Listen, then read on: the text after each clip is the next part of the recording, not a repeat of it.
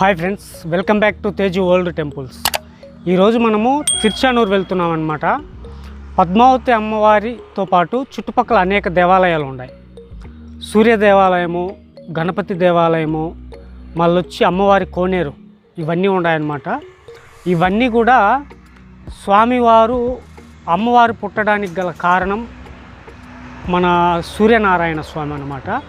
అమ్మవారు బంగారు పద్మంలో పుట్టారు ఇక్కడ తిరుచానూరులో అమ్మవారు. ఇవన్నీ కూడా చూపిస్తాను. తర్వాత అంటే పెద్ద రంగనాయక మండపం అనేసి కూడా ఉండదు, పెద్ద విగ్రహం అనమాట.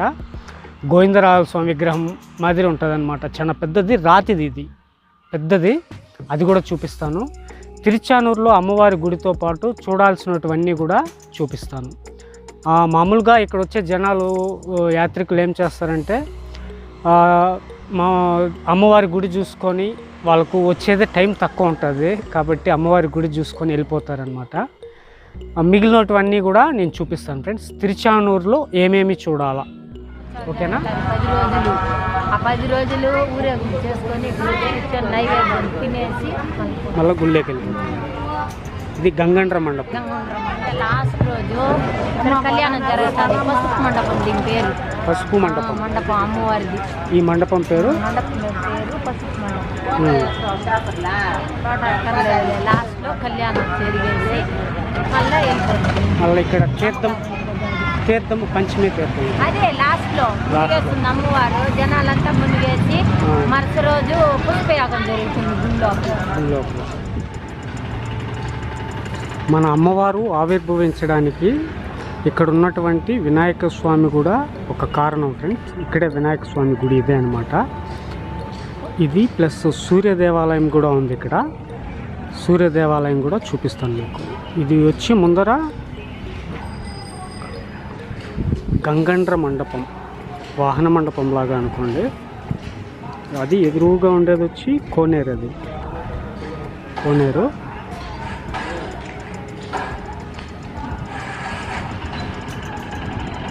ఇంకా కోనేరు, సూర్య దేవాలయము. ఇక్కడ మళ్ళా రంగనాయకుల మండపం అనేసి కూడా ఉండదు, అక్కడికి కూడా వెళ్దాము.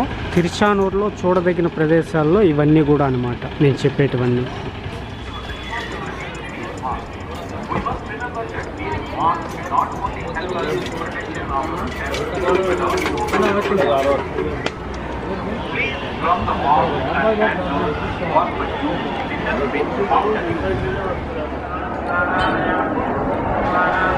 గుడికి ఎదురుగా ఉన్న వీధి ఇది. ఇక్కడంతా కూడా షాపింగ్ అవంతా కూడా ఉంటుంది అనమాట. ఇక్కడ ఇదంతా కూడా షాపింగ్ అనమాట, ఇదంతా కూడా. ఇంకా గుడి ఎదురుగా ఉండేది గుడి, శ్రీ పద్మావతి అమ్మవారి గుడి. అది ఈ చాలామంది వచ్చి అమ్మవారి దర్శనం చేసుకొని వెళ్ళిపోతారు. అలా కాదు, ఇక్కడ చుట్టుపక్కల ఇంకా చాలా దేవాలయాలు ఉన్నాయన్నమాట. అవి మనం చూడం. కారులో వస్తాం, ఈడ ఆపుతాం, వెళ్ళిపోతాము. అలా కాకుండా మామూలుగా వెళ్ళి చుట్టూ ఉండే దేవాలయాలు కూడా దర్శనం చేసుకోవాలి.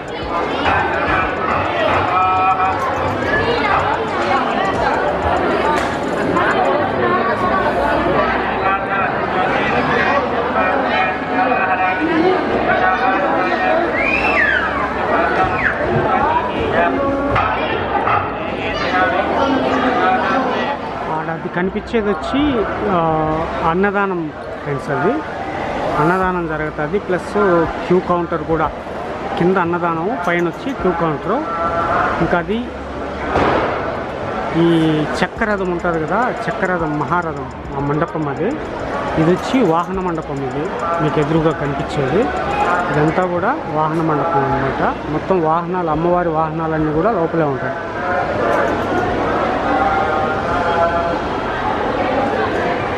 ఇక్కడ టెంకాయలు కొడతారు. గుడి ఎదురుగా బయట వచ్చి టెంకాయలు కొడతారు అమ్మవారికి.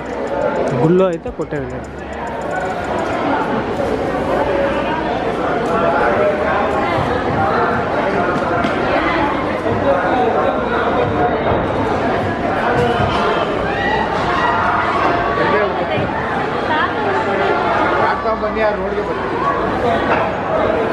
ఇది గుళ్ళేకి ఎంట్రన్స్. అది ఇది అక్కడ దాని ద్వారా లోపలికి వెళ్తారనమాట. అదే క్యూ లైన్స్ అదంతా. జనాలు వెళ్తున్నారు చూడండి, అవి క్యూ లైన్స్.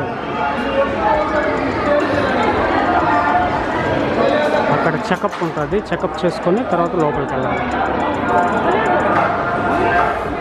పద్మావతి అమ్మవారి రాజగోపురం ఫ్రెండ్స్. అది అదే గుడి, పద్మావతి అమ్మవారి గుడి అదే. ఇది వాహన మండపం. ఇది సూర్య దేవాలయం. ఇది సూర్య దేవాలయం. అమ్మవారు బంగారు పుష్పంలో వెలియడానికి గల కారణం ఈ సూర్యదేవుడే.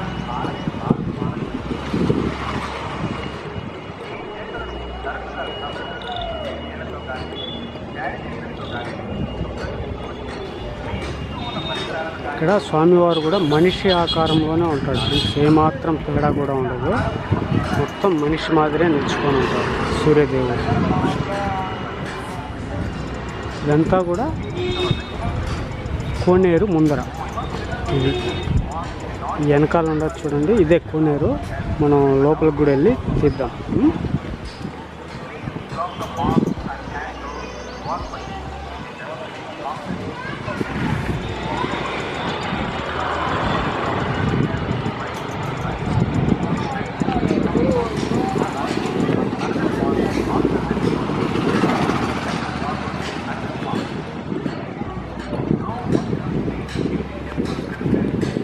ఇది రంగనాథ మండపం ఫ్రెండ్స్. ఇది స్వామివారి ఇక్కడ గోవిందరాజుల స్వామివారి మాదిరి పడుకొని ఉంటారు. మీకు లోపల కూడా చూపిస్తాను.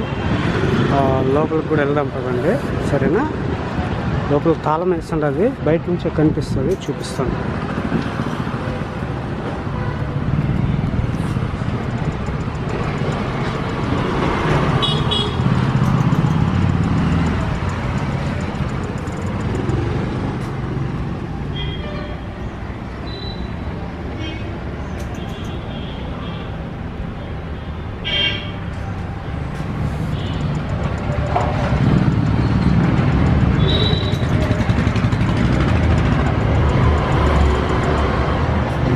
స్వామివారు పడుకొని ఉంటారు.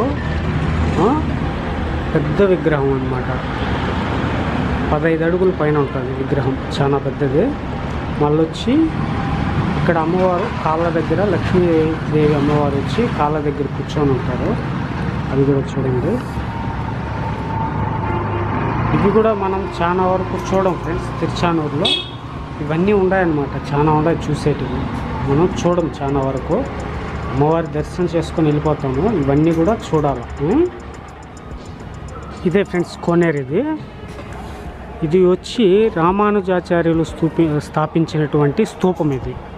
దీనిపైన మొత్తం రామాయణం యొక్క బాలకాండ మొత్తం ఉండాలి. చూడండి, జూమ్ చేస్తాను చూడండి. రామాయణం యొక్క బాలకాండ మొత్తం కూడా దీనిపైన చెక్కిండారు మొత్తం.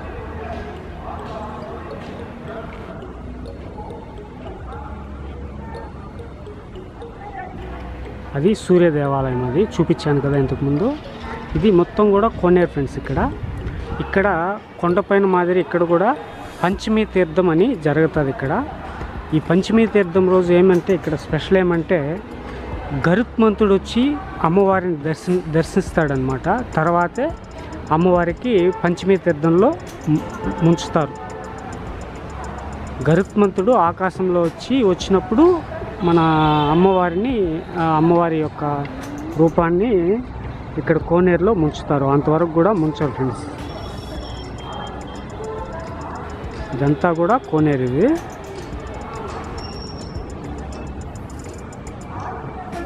ఇది గుడి బ్యాక్ సైడ్ ఫ్రెండ్స్ ఉండేది.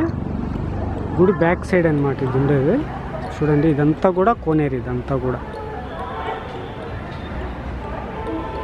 ప్రస్తుతానికైతే నీళ్ళు లేవు, క్లీనింగ్ చేస్తున్నారు ఫ్రెండ్స్. క్లీనింగు ప్లస్ కొద్దిగా ఈ రిపేర్లు అవి కూడా చేస్తున్నారనమాట. ఇదండి, ఇదంతా కూడా రెడీ చేస్తున్నారు ప్రజెంట్ అయితే. కోనేరు ముందు ఉండేటువంటి మండపం ఇది.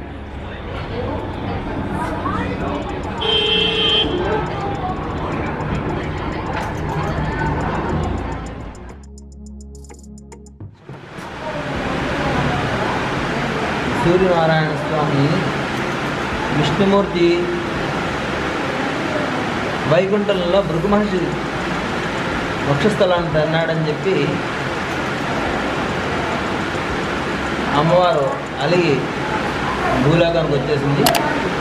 తర్వాత స్వామి ఈ వెంకటాచలం మీద వచ్చి అమ్మవారి కోసం వెతుకుతూ ఉండగా ఈ తిరుచానూరు వచ్చి ఇక్కడ సుఖమహర్షి ఆశ్రమము తిరుసకునూరు అని పేరు ఉండేటువంటి ఇక్కడికి వచ్చి ఆ సుఖమహర్షిని కలిసి ఆయన ప్రార్థించారు. అమ్మవారు ఎక్కడుంది ఏంటంటే స్వామి ఈ స్వర్ణముఖి నది ఉత్తర తీరంలో ఒక పుష్కరిణి తవ్వి దాని ఎదురుగా సూర్యనారాయణ స్వామిని ప్రతిష్ఠ చేసుకుని ఆయన తపస్సు చేసినట్లయితే ఆయన అనుగ్రహం వలన